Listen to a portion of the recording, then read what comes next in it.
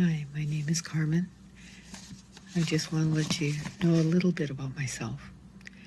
I'm 65, living in Canada, and unable to get a proper diagnosis, except for my doctor saying she knows what I have. It's lipedema because she saw it on a TV show. 2 years ago, I was 330 pounds walking with a cane, fat lobes doubling over off of my thighs. I have multiple fatty nodules on my thighs, arms, and on my torso, only with dairy-free keto and regaining mobility have I been able to get to a healthy size. But it's not just me I'm worried about. I have 5 sisters and some are displaying the same symptoms. And I'm worried about my daughter, my 4 granddaughters, census friends and families. We need help with diagnosis in Canada. We shouldn't be going through this alone. Thank you. How many years now since you knew? Like it's been a decade? Well, yeah, it's been a long time. And so I would say probably about 6 years. Okay. So with the first 3, I just started saying, okay, I'm going to get up and I'm going to start walking. I'm going to start moving. Yeah. All right. But then I ended up tearing my Achilles twice in one winter, stepping up onto a train. Not realizing you had another condition. Right. And that was about the same time that we got the diagnosis for my granddaughter of myasthenia gravis, which they say is in the family. And so again, this is connective tissue disorder. Yep. So we've got one out of all of us with the actual diagnosis of myasthenia gravis. My daughter at the same time, she goes through all of the connective tissue stuff where we had her going to the orthopedic clinic when she was little. Okay. In Winnipeg. And they said, oh, congratulations, she's hyper flexible, is what they called it. Yeah. And they said, she'll be a really good ballet dancer. She won't break any bones, but she's hyper flexible and she could dislocate. Yeah. And that's all they said. Yeah. Congratulations. But in the meantime, now if she sneezes, she dislocates a rib. Yeah. Because that rib had gotten injured at one Not point. a big girl either, is she? No, she's gotten a little bit bigger, but she's like about 170 pounds, so she's not big. And if you're looking for that characteristic, it's not necessarily a given. Right. And like let's see, she's got that. My for me, I dislocate very easily. I've dislocated 4 of my fingers just doing stuff, and I dislocate. Simple task. That might be a good angle because because I never have a script, but one of the things we always tend to lean towards is the weight. But this is probably a really big other sign for people to pay attention to. It is. It's not just maybe you're dealing with weird, painful fat, because that's what gets all the rap. Is the other big thing is the EDS crowd and all of that deal with this. Oh, you're double jointed or whatever, you know what I mean? Yeah. And with the possibility of Durkheim's, like my son had a large nodule on his face that fortunately, because he was a young man, the doctor said, oh, we can't let you go through life like that. And it just kept getting bigger and bigger. And it was this really huge nodule on his face, and they removed it. And so we haven't seen any more growth to that. But for me, I've got those large nodules all over my legs, on my arms. You look, you've lost so much weight. You look, from here up, you look like you're about a size 2. You really do. I'm into Walmart small. Good for you. Shirts and stuff. But for pants, I'm still in large. I've learned so much over the years, and just going ahead and with the diet, removing the stuff that makes me inflamed. So I can go ahead and now, after 3 years of being keto, carnivore, whatever, I now know that if I have a higher carb diet, I'm going to feel the inflammation in the legs coming back. So I back off of it. I went ahead and I got my food sensitivity test done. Yeah. And I now know that all these different foods are bad for me. So I backed off of them. Yeah. I allow myself now, because I'm at my goal weight and everything, I'm at the 150, and I've been there for 5 months. Good for you. So, I've gone up to 160, down to 140, but I'm staying right That's more at the within 150. reason. Well, and That's in the same perfect. respect, on the opposite, if you are going to have a weekend with the grad kids, or then you know Yeah. what to expect and you can plan accordingly. I know that sounds ridiculous. Yeah, but that's what I end up doing. I go ahead and I allow myself certain things. At least you know where it stems from, Yeah, right? yeah, And you know how to help your body get through it. Okay. yeah, And let me remind my brain. So you do have a vibration machine. You've got a yeah. gun. The plate, I've got the massage gun, and I've got the hand massager. Oh, that's right. And food Yeah, is the big one, of course. Even I'll admit yeah. that. And would you say you're true keto, or what are you? I would say dirty keto now. Okay. I went What's ahead that? and I've gone from being strict and just doing what I feel is best for me. Yeah. So I don't do the carbs, I don't do sugar, right? But I will allow Fair. myself on And you occasion. would say, is it fair to say that's probably had the biggest impact overall? Yeah, yeah. Yeah. I used to have my shins would be so inflamed, red and purple, super, super thick. It was difficult to put pressure on my feet Yeah. because of all the fluid. I had the typical cuffing where it would be just above the ankle, and it looked like I had an elastic pant on.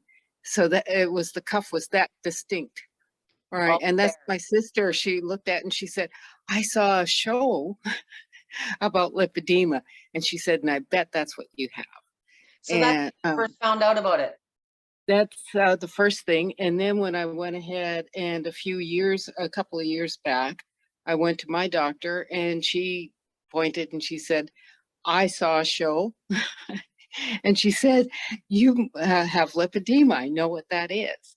And that when I was at my heaviest. So I was 330 pounds at that time. Jesus. And so my granddaughter, my fourth granddaughter, was born. And I said, I can't even keep up with the three bigger girls. Let How am alone. I going to keep up with four Yeah. granddaughters?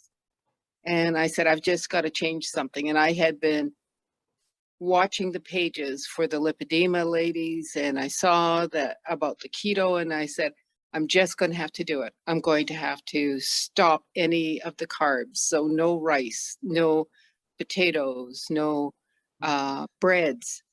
So cut out the carbs like that, cut out the sugar, and just went very strict for the first year. Yeah. And gradually started saying, okay, let's look at the vegetables, let's look at the food sensitivities, because I was dropping a lot of weight, but I'm also dairy free because of my allergy. So I couldn't keep up with a lot of what they say are keto recipes and keto food. So you had to navigate your own path, kind of. Yeah, yeah. And that's the only thing that you really can do is find your own path. I have my let's see, he's a physiotherapist. And he goes, oh, you're really successful with the keto, join my keto group and everything, but he's not keto. And I looked at what he's doing. I said, it's not keto. So I backed off with his. It's a big term right now. And like anything, Yeah. people will capitalize on the marketing too. Yeah. Yeah. So now he's changed the name because I said to him, you're not doing keto. You're allowing a lot of carbs, and that's a pretty high carb. Yeah. And everything is about the pure trim shakes and stuff because he gets bonuses off of selling the pure trim shakes. I know exactly what company this is. You don't need to I know exactly what you're talking about. Yeah. So I said, no. I've been doing really good with the regimen that I keep. It is very processed aside. It's very processed. And for me, very high carb Yes. count on those things. It was ridiculous. So I couldn't, I could go ahead if I was going to have no food that day. Yes, I could do a pure trim if I wanted to have my carb workout. Then I started looking at the Maria Emirates and about their calculations and stuff. And I said, you know, they're too regimented. I Yeah. said, I've You got to need find what's flexibility. comfortable for me. Well, and it's interesting, you know, with the food piece in particular, just like the activity, you know, this is where the experimentation, you know, what works for you or me might Yeah. be, you know, a starting point, but you are, you know, it's like any good basic recipe. You know, you start with a good recipe and you make it your own, and, you know, for your Yeah. likes and your dislikes, well, in this case, it's what your body likes and doesn't like. And again, I think food can be your fuel, but it's also your medicine. And Yeah. you've been, maybe just a step back here, how long have you physically been, like you're saying 3 years ago, you went hard on the keto? Yeah. Yeah. Okay. So that was August 31st. The baby was born. Okay. And it was about a week before she was born that I started changing my diet altogether. So I have my food, and then I have foods that I cook for my husband. He's diabetic, so I try to alter his food a little bit, but he keeps to his food. My daughter has her food. She doesn't eat any kind of fowl. My son doesn't eat any kind of pork. And we've got everybody with whatever. My granddaughter is a nut allergy, and the other granddaughter is totally vegan because of the myasthenia gravis is set off by having animal products. Yes. Yes. So yeah, so we've got everything all over the place here. So. The common thread, and it, you know, if you're not living this type of disciplined lifestyle now, it can seem overwhelming, perhaps. Yeah, But yeah, you know, it's kind of like once you bake one good cake, you tend to be, you know, it is very much a discipline, and I yeah. think a tougher discipline. There's just so much temptation and Mm-hmm. and advertising, and you know, we all want to believe that we can eat one bar a day and you know, look muscular and have Yeah, no acne or wrinkles. But the reality is, you know, especially where Carmen and I live in the northern part of the hemisphere, you know, we're very, you know, seasonal issues. You know, as much as I'd yeah, love to eat an awesome big old salad every day, there's certain times of the year that I'm not eating that lettuce because it's already slimy. So yeah, food yeah. prep is, you know, it's something we always used to do back in the day.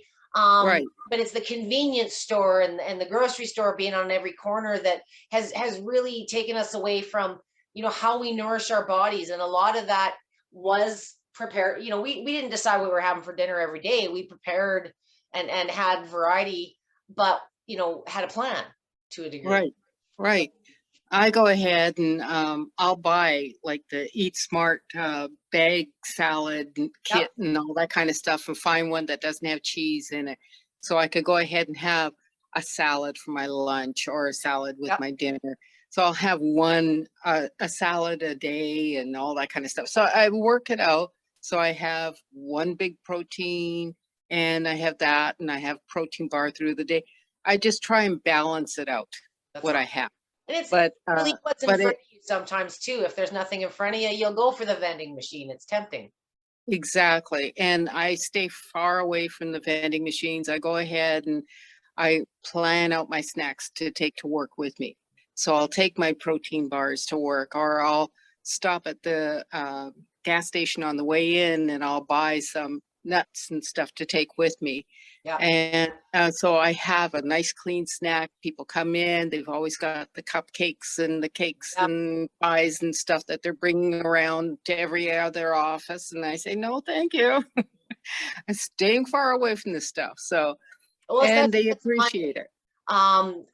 We've kind of been, I know Carmen before this call in another life with other initiatives. So I'm probably gonna cut and edit this together because you said it so beautifully Yep. earlier. But well, one of the big things too is, you know, you do have to live, and we all Yeah. have to have a life. And you know what's so cool about once you get into this regimented lifestyle, and it's not even hard. It's just changing habits.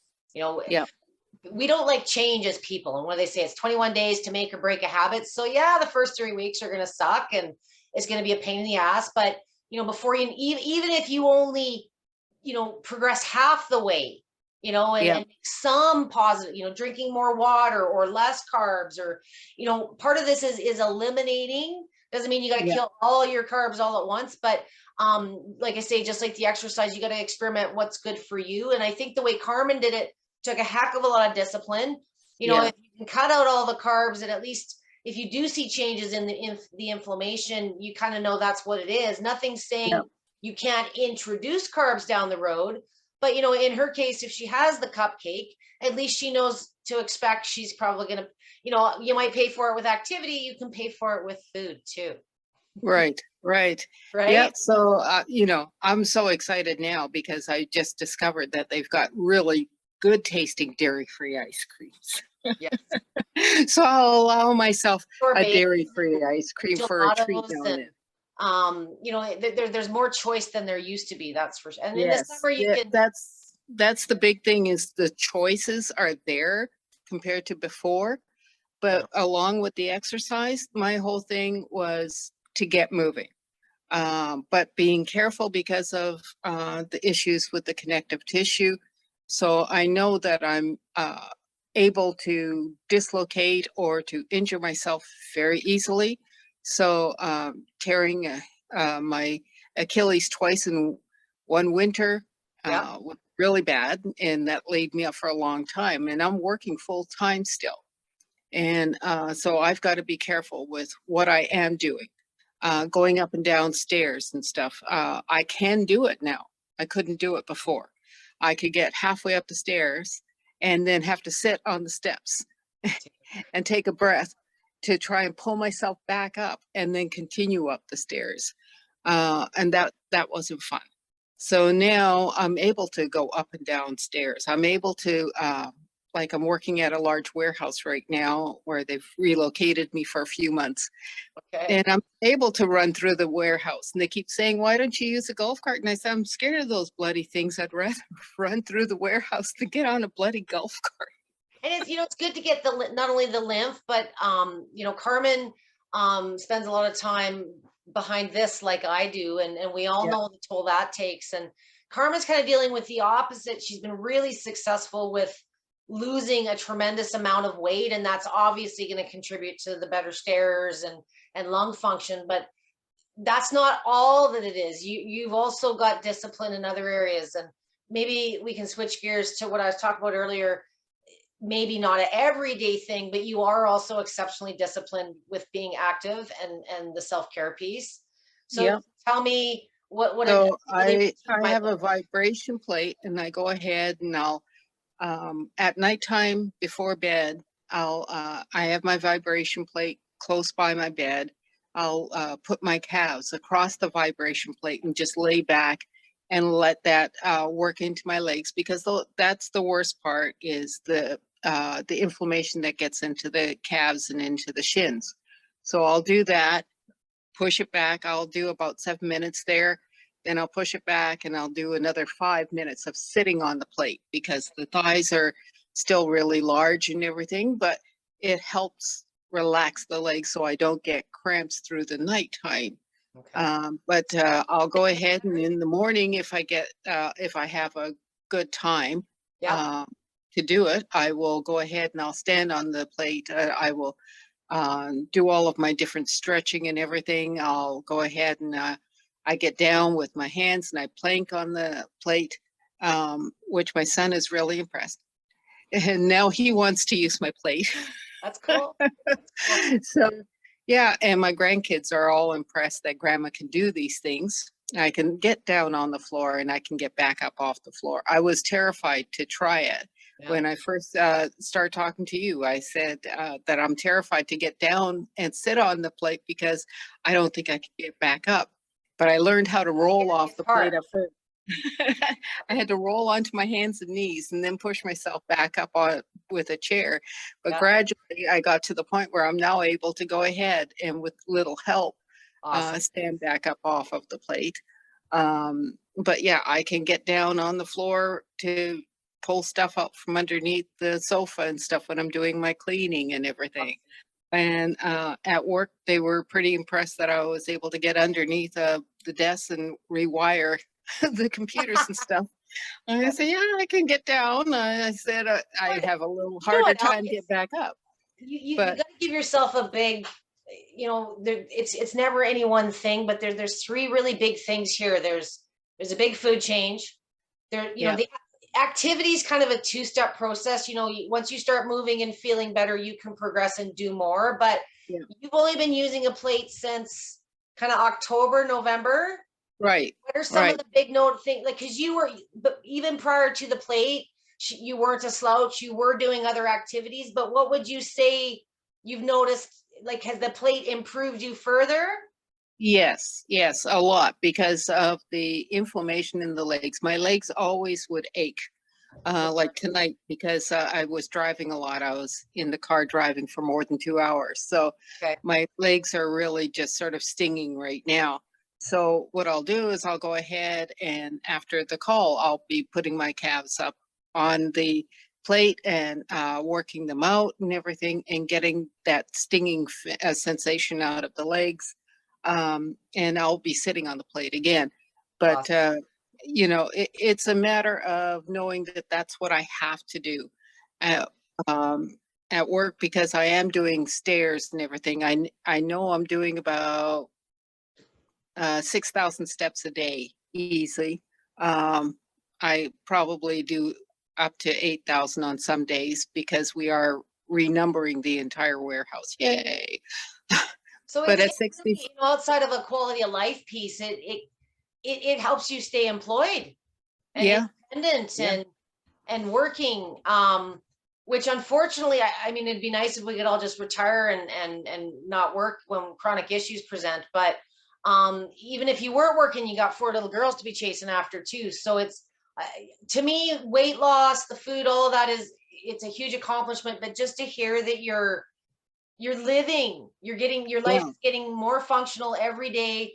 And it's sometimes, because we look at our own face in the mirror multiple times a day, we don't see the changes until sometimes it's subtle little things. You get up one day and you only need one hand to do it versus 2, or people at work notice you. The strangest compliment I ever got with a gal of mine, and she was a beautiful, there was nothing that girl needed to do to her body, but she come running in one day and she was saying that her one of her church members commented on her posture. She was like, posture is just little things that we don't see, but sometimes people that don't see us as often. If you've got people at work commenting, look at you getting down on the ground, and it's a very basic function. And when you lose the ability to get down on the ground, or you have an incident where you hurt yourself and that fear develops, it's very, very challenging to overcome. And I can't commend you enough for, again, a discipline's a hard thing, but you did the food piece and you proved that to yourself. And, one little win is a ripple effect in many other avenues. And once you start cognitively investing time in one area, improving one area of your life, it tends to be contagious in other things too. Right. Well, I'm going to be taking a trip home to see my mom in 2 weeks. And this is my first time getting on a plane since I was 330 pounds.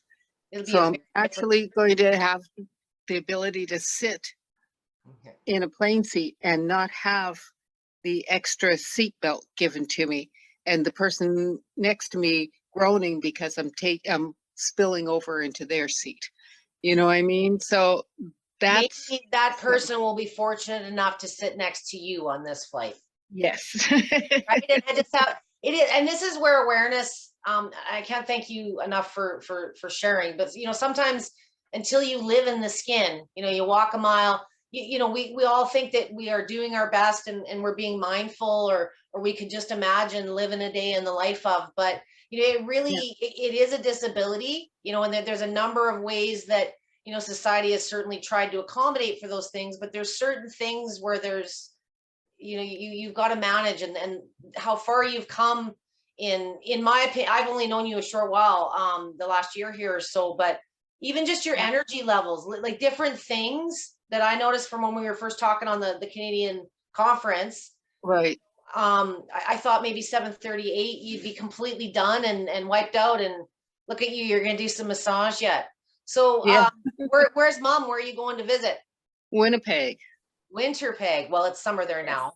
Yeah. You have other self-care tools, because I know you can't take your vibration plate with you. Are you going to Right. take anything with you on the road? I might take the hand massager with me because my sisters all have, they're all bigger ladies, all well over the 200, 250 pound. And they're asking me to help them with foods and everything. Some of them are active, some are not so active. And we're all pushing 60 now. Yeah. 60 plus. So, and I'm the bigger. Get them to the activities, so that, you know, what a compliment, really. Yeah, yeah. And my sister has a hot tub, so I get to go and try out the hot tub. But they said the hot tubs are not supposed to be good for lipedema, that it could aggravate. So I've got to find out more about that. And, you know, you just have to learn, educate yourself on it. How are you good with the heat piece normally? So far, it's been really good. I used to go in the hot tub all the time. And I didn't find that it aggravated as much as some things would. There I'll may be find more out. to it, but I would think a lot of it might have to do with that heat sensitivity that so many do deal with. Yeah. You know, I'll be interested to hear some feedback on that and see what you think. And your body type is, even though Carmen is undiagnosed, and but we know what we're dealing with, and you know, she's Right. just another shining example of, you know, in Canada especially, even if we did find someone qualified to diagnose a condition that doesn't exist in the Canadian medical system, then we would have to convince her insurance company, you know, so there's a lot of steps to getting to where she's already kind of gotten herself. Right. You know, there's all kinds of ways you can prepackage the food, but I think you taking the bulls by the horn and owning that ripple effect into everything else, and Right. total cost on a lot of these things are probably cheaper than Canada, a little bit different, but so many clients in the States, I know you have to pay copay, and there's certain things that well, it's also the fact that like OHIP, I was approved to have the panis removal, so the stomach flap removal. Last year, I was approved, but the doctors all said, nope, not until we've recouped what we've lost during the COVID would we even think about it. So your copay life has to wait until they see where they overspent. Yeah. OHIP is the Ontario Health Insurance Plan, is it not? Yeah. OHIP. So in Canada, even though nationally everybody thinks we have free healthcare, you know, by province, yes, you know, we can go see a doctor, we can get treated, but they dictate the treatment. So if Carmen wanted to do a certain type of treatment or therapy, you know, it's still determined by the physician, the insurance company, as to what she might actually get coverage for. Right. So they, OHIP agreed that I should have the surgery and that they were going to pay for the surgery, but none of the, I've gone to 4 different plastic surgeons in Ontario, in the Greater Toronto area, and they've all said that they would not do the OHIP surgery because they want more money. So they would have to have me do another surgery along with that. Double standard, right? Yeah. So they want another $3,000 on top of what OHIP would pay, just so that they could make the money off of the surgery instead of it being, I guess, even Steven. That's what we call extortion. Yeah, exactly. Okay, exactly. I'm careful now. Carmen and I could probably go off on some pretty dangerous tangents here, but we are trying to bring awareness to this and get more doctors involved. So what I would like you to do, especially if you're in Canada, you know, it's probably going to be a very long time before we have a standard of care outlined, if ever.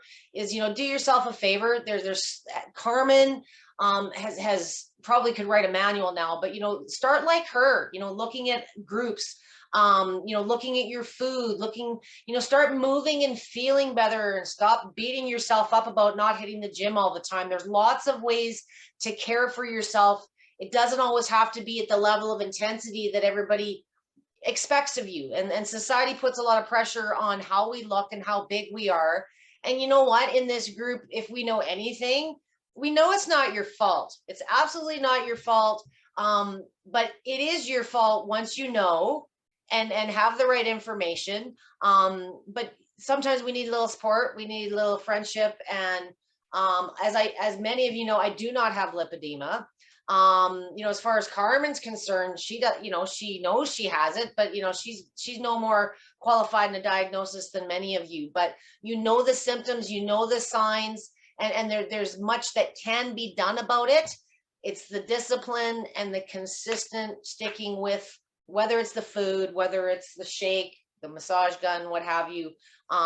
Just try something, experiment. And, you know, I think if you give yourself a break and stop beating yourself up over what you're not doing, and investing a little bit of time in what you can do within your own power, it's going to be very empowering for, hopefully, Carmen's just a big success story. She's come a long way, in my opinion, in a very short period, considering how long you've probably actually been dealing with this condition. Yeah. And there's so many shining examples in your family of other things to consider. You know, we were talking earlier, you know, the weight, the asymmetrical, the symmetrical, however it represents yourself, the painful lumps. But we tend to talk about the painful fat a lot, and we don't look at other triggers like heat sensitivities, hypermobile joints.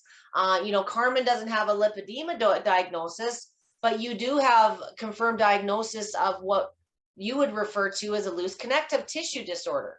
Yeah. Now, we do know that that has a correlation with lipedema. Is it lipedema? Is it, you know, something else? You know, that there's your body's always telling you something. And just like if you got a bad haircut, or you know, you got a bad set of nails, you know, go for a second opinion. You know, if you're not getting where, it's unfortunate your surgery hasn't worked out, but you know, at least you do have some validation within the genealogy of your family. And Carmen didn't wait for anyone to give her a piece of paper, and look at what you've done to yourself. You should be very, very, very proud.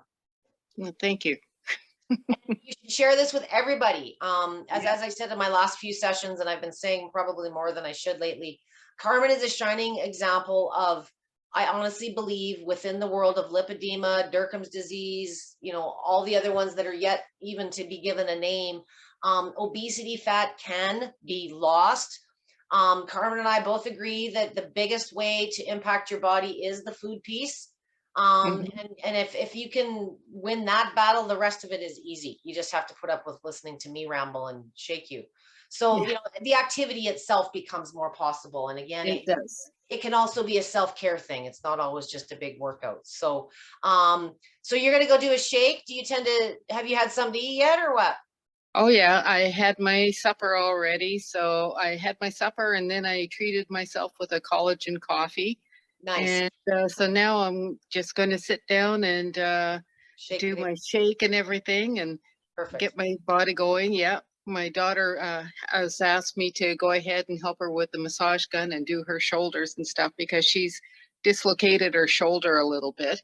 So it's so much nicer having someone else do it for you. So that's, that's nice of you. And it's, again, it's another good tool, localized, especially if you are dealing with tenderness. Sometimes movement on the machine works, but sometimes if structurally there's more going on, you can certainly, because if there's a deficiency in the shoulder, other muscles are compensating for that too, right? Well, the massage therapist I just started, I started going back to him again because I was in so much pain with my shoulder. He said that what's happened is I've dislocated the number 1 rib and the shoulder. So he's always putting the shoulder back in place and getting that rib popped back into place. So he said, yeah, you've got to work on that. Well, But maybe it's we'll do an all upper part. body session when you get back from your mom's. Yeah. Okay. Well, enjoy your time with your daughter. I think I just heard my dinner walk in the door. My husband and my children were taking care of it. And Okay, hopefully, great. I'll admit I'm looking forward to burgers and a fry. So we'll see. Awesome. But you have a good trip if I don't talk to you before you go. And I look forward to seeing what mom may have to. Look at you. Not only are you caring for yourself, but she's going to take care of her sister tonight. She's going to take care of her mom later. So Yeah. keep up the good word, advocate. Okay. Take care. Carmen, love you. Love you. Take care, Bye. sweetie.